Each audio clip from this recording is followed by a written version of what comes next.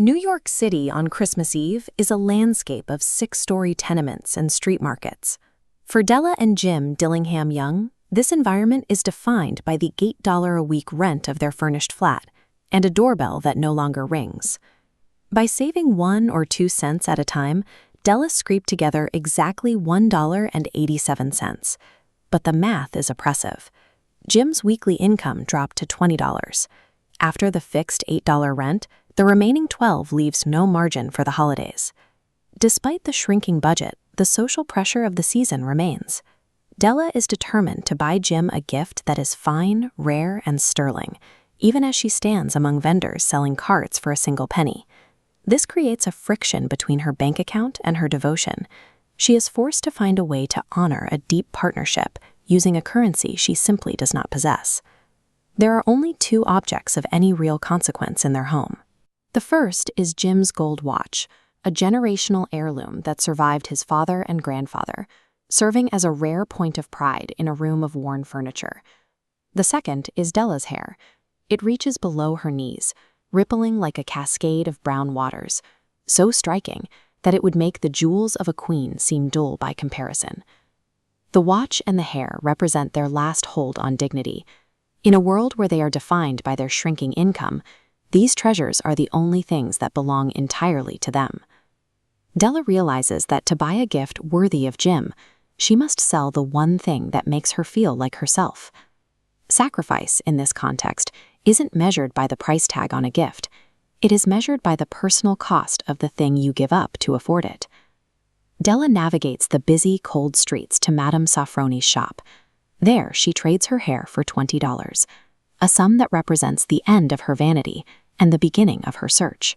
For the next 2 hours, she ransacks the stores.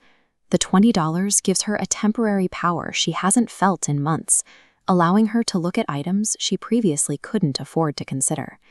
She settles on a platinum fob chain. It is simple and chaste, reflecting Jim's own character through its quietness and value. It costs $20, leaving her with almost nothing.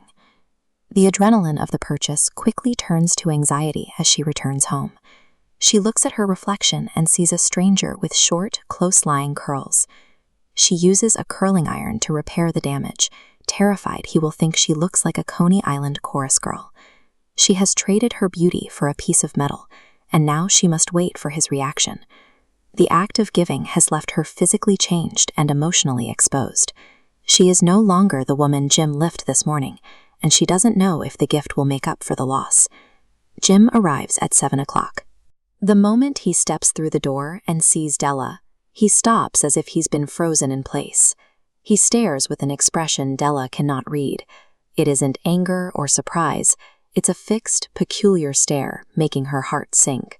She rushes to him, explaining that she sold her hair because she couldn't have lived through Christmas without giving him something. She begs him to understand that nobody could ever count her love. The silence in the room makes her sacrifice feel like a mistake. While Della knows why she changed, Jim is still processing a reality that has suddenly shifted, leaving the viewer to wonder if her gift has cost her more than she intended. Jim finally moves, assuring Della that nothing as simple as a haircut had make him like her any less. He places a package on the table. Inside are the tortoise-shell combs Della had coveted in a Broadway window for months, the perfect accessories for the hair she no longer has. The items she wanted are now hers, but the physical part of her that would have used them is gone. Della quickly tries to shift the focus. She holds out the platinum fob chain and asks for his watch, eager to see how the new chain completes his most prized possession. Jim simply sits on the couch and smiles. He sold the gold watch to buy the combs. The scale of their sacrifice is perfectly balanced.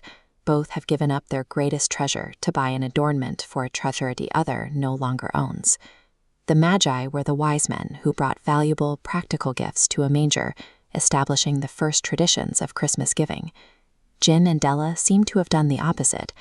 By the standards of the world, they were foolish to destroy the only 2 valuable things they owned for gifts that can't be used. Yet they are the wisest of all.